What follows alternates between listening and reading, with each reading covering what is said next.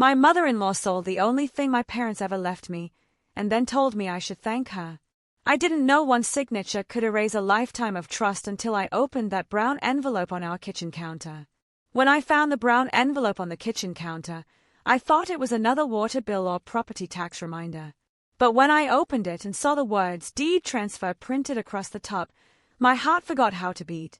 There, next to my husband's name, was my mother-in-law's signature, steady, confident, final.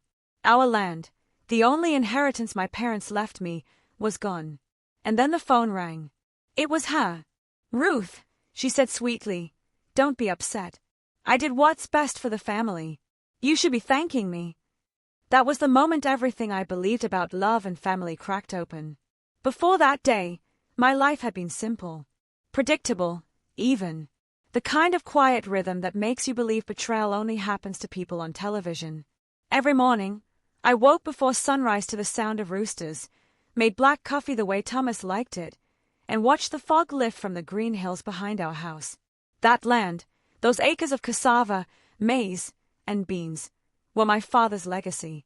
"Protect it," he'd said before he died. "Land remembers love." Thomas would head out early, boots sinking into red mud, humming his mother's favorite gospel tune. His mother, Agnes, Mama to everyone, lived 2 houses away, close enough to hear our arguments through the wind, far enough to pretend she wasn't listening. At first, we weren't enemies. I tried to be the daughter-in-law she'd be proud of. Every Sunday I brought her bread from the market. I listened to her stories, how she raised Thomas alone after his father died, how she held the family together when everyone else left. But she had a way of making every kindness feel like a debt. "You know, Ruth," she once said, stirring her tea, "property is safest in a man's name. Family land should stay in family hands." Her tone was gentle, but her eyes told another story. The land wasn't Thomas's inheritance, it was mine. Yet each time she mentioned family hands, I felt something uneasy coil in my stomach. Still, I kept the peace. Family is family, I told myself. But small things began to change. Mama started visiting more often, always with that black handbag she never used to carry. She'd ask about the harvest, the taxes, the neighbors. Then one afternoon, I came home early from the market and found Thomas and her whispering on the porch, papers spread between them. "Ruth, you're early," she said, too quickly. Thomas stuffed the papers under his arm. "Just some receipts," he mumbled. "Receipts for what?" I wanted to ask, but I didn't. Love makes you quiet in all the wrong moments. That night, lying beside him, I asked anyway. "What were those papers?" "Nothing serious," he said, eyes fixed on the ceiling. Mama needed help reading some forms. His voice was too careful, too rehearsed. Weeks passed. One morning, Thomas said he'd be visiting a cousin in town. He left before dawn. The house was silent except for the rain tapping on the roof. I was sweeping when I noticed another envelope on the counter. No name, no note, just an official stamp. This time, I opened it right away. Inside were transfer documents dated 2 weeks earlier. The land, my father's land, had been sold to a company I'd never heard of. The buyer's name was there, and so were 2 signatures, Thomas's and Mamarigi's. Mine, of course, was missing. I stood there for a long time, unable to move. Outside, the rain kept falling, the chickens pecked at puddles, and the clock ticked on like nothing had changed. But everything had. When Thomas returned 2 days later, I was waiting with the papers spread neatly on the table. He froze. "Ruth, I can explain."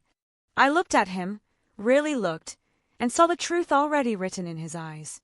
"Explain," I said softly, "how my land ended up with your mother's signature on it." He rubbed his temples. "Mama said it was for the best. We've been struggling, and she found a buyer. It's good money, Ruth. We can start over." "Start over with what?" I asked. "My father's sweat? My inheritance?" He sighed. "You're my wife. What's mine is yours." I slammed the table. "Don't finish that sentence." That night, I couldn't sleep. The rain whispered secrets through the roof, and I realized something I'd refused to believe until then. Thomas hadn't been tricked. He had chosen, and in doing so, He had chosen *** over me. Explain, I asked, my voice trembling more from disbelief than anger. Explain how my land, my father's land, ended up signed away like a used goat at the market. Thomas rubbed his face with both hands, pacing the small kitchen as if the walls had grown smaller. Ruth, please. It's not what you think. Mama said it would help us. We could pay debts, maybe start a shop. She said. I cut in. Thomas, since when did your mother start speaking for us? He stopped pacing.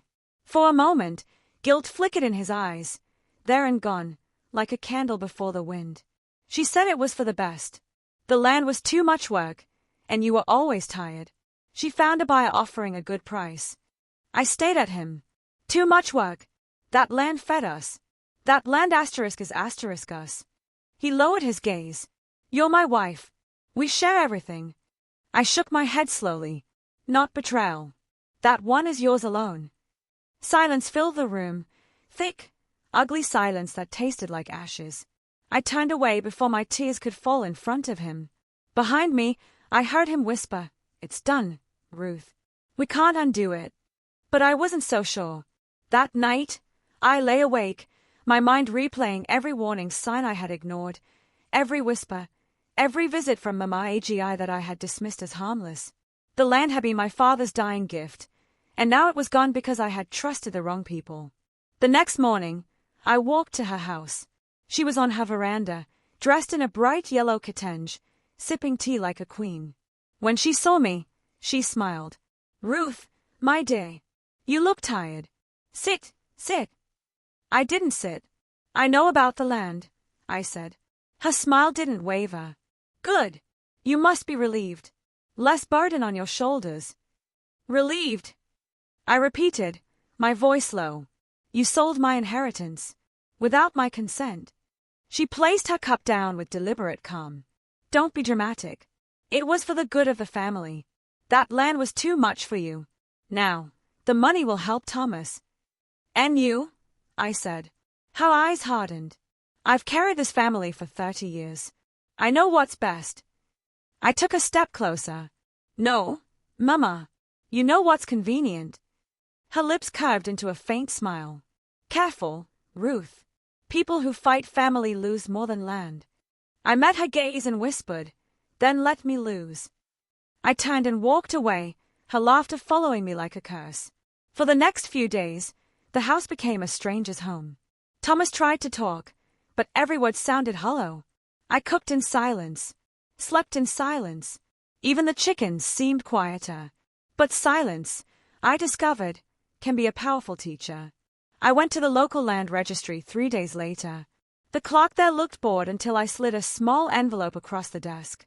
Suddenly, he became helpful. He let me see the records, every transaction, every signature. That's when I found it. The company listed as the buyer was no company at all.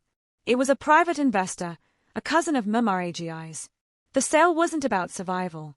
It was about control. I left the office with trembling hands, my mind burning with both fury and clarity. They thought I would accept this like every quiet daughter-in-law before me. They were wrong. That evening, I set the documents on the table. When Thomas walked in, I said, Do you even know who your mother sold the land to? He hesitated. Some buyer in town. Her cousin, I said, sliding the papers toward him. It's not business, Thomas. It's blood. She lied to you, too. His face drained of color. No, she wouldn't. She would, I said firmly. And she did. He looked at the papers, his mouth opening and closing like a man drowning without water. Finally, he whispered, What do you want me to do? I took a deep breath. Choose. He blinked. Choose. Yes, I said. Your mother's greed or my dignity. The words hung in the air between us like a blade. He didn't answer, not that night or the next. But his silence told me everything. A few days later, he came home late, smelling of beer and excuses. Ruth, he said quietly, you don't understand. She's my mother. And I'm your wife, I replied. Or was that easy to forget? He ran a hand through his hair, weary. You're tearing this family apart.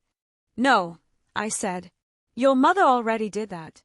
I'm just refusing to pretend it didn't happen. He looked away, ashamed. But shame wasn't enough. I had learned something from both of them, her cunning, his weakness. And now, I would use both. For days, I moved carefully, quietly. I met an old friend of my father's, a retired lawyer who still had fire in his eyes. He read the documents and said, "Ruth, they underestimated you. Let's show them what that costs." When I returned home that night, Thomas was sitting on the porch, waiting. "Ruth," he said, his voice heavy, "Mama says if you try to fight this, she'll make sure you regret it." I smiled faintly. Tell her she already taught me how. That night, for the first time, I slept soundly. Not because I had peace, but because I finally had purpose. The hearing took place in a small office behind the district court. The air smelled of dust and nervous sweat. Thomas sat beside me, silent, his hands folded tightly in his lap. Across the table, Mama Aju looked as proud as ever, her head tie-high, her lips curved in a polite smile that could slice glass. When the mediator asked me to explain, I didn't raise my voice. I simply laid out the documents. Each page, each forged signature, each missing consent form. Then I pressed play on my phone. From the speaker came her voice, clear as morning. "She won't notice, Thomas. You're her husband. Just sign for her, it's all the same. Once it's done, she'll have no choice but to accept." The room went still. Thomas turned to his mother, his eyes wide. "Mama, you said." She stammered. That was taken out of context.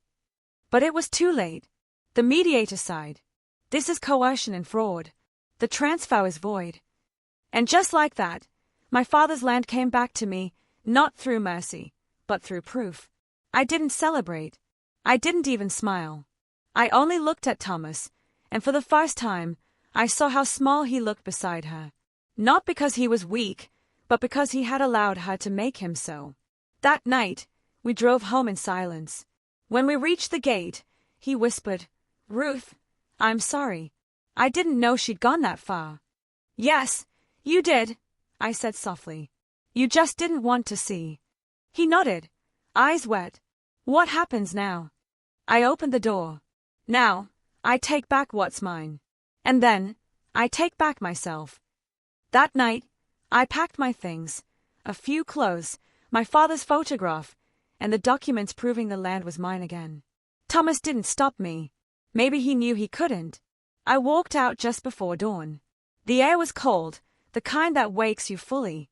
Behind me, I heard the faint sound of a rooster crowing, like the world itself was announcing my freedom.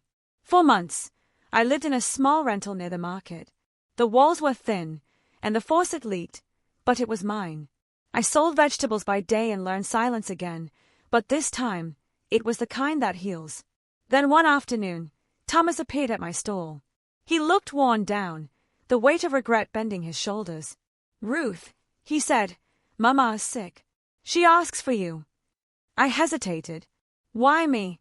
"She says she was wrong." The words sounded like stones in his mouth. When I finally saw her, she looked smaller, her body fading into the sheets like a shadow. Her voice was weak. "Ruth, is that you?" "Yes, Mama, it's me." She smiled faintly. "You are strong. I always knew you would be." I wanted to hate her. I really did. But hate takes too much energy from people who've already survived too much. She squeezed my hand. I thought I was protecting my son.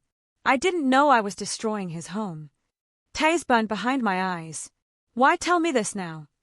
"Because," she whispered, "the heart softens when it runs out of time." A month later, she was gone. The funeral was quiet. When it ended, Thomas handed me a small box. Inside was a single brass key and a note in her shaky handwriting. "Asterisk for Ruth. The land was always yours. I just wanted to make sure you'd fight for it." Asterisk. I didn't know whether to laugh or cry. Maybe it was guilt. Maybe wisdom. But she was right about one thing. I fought. And I won. When I finally returned to the land, it was wild with weeds, stubborn and alive. I walked to the middle and knelt, running my fingers through the soil. It felt warm, like a heartbeat beneath my palms. I'm home, I whispered. Over the next months, I cleared the field, replanted cassava, and built a small hut under the mango tree. The work was hard, but honest. Each sunrise felt like forgiveness. Neighbors began to visit again. They no longer called me stubborn, they called me strong. Women came asking for advice, young wives who had faced the same battles in silence. I told them what I'd learned. Dignity is not pride, and peace is not weakness. Sometimes I'd sit by the well at dusk and think about Mama Agi. Maybe she'd wanted control because it was the only love she knew. Maybe Thomas had followed her because fear felt safer than freedom.